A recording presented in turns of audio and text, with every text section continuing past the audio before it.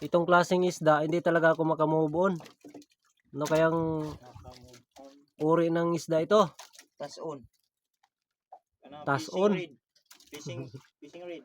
Kaya sa mga nakakilala dyan, Bakulang red. paki-comment naman ho kung anong klaseng isda ito. Ayan ho.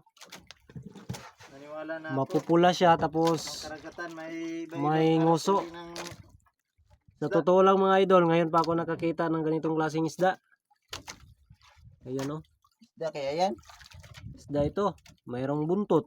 Mayroong pinaka ano niya, palikpik. May yung ano rin. Yung anong tawag dito?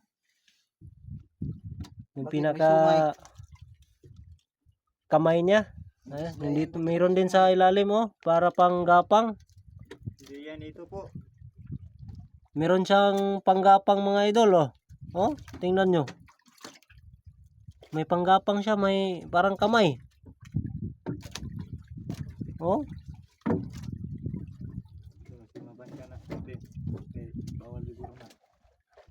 Ayan oh.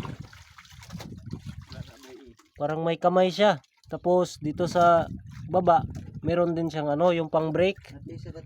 Pero may kakaiba talaga siya, may panggapang. Bali doble yung ano niya dito sa baba. Bali lahat yung magkalapit tatlong parte, yung dito sa pinakababa, saka sa gitna, ayan, at saka yung sa pinakataas. Yung kasunod ano na, yung tinik. Ayan. Kaya sa mga naka-alam dyan kung anong klaseng isda ito, paki-comment na lang.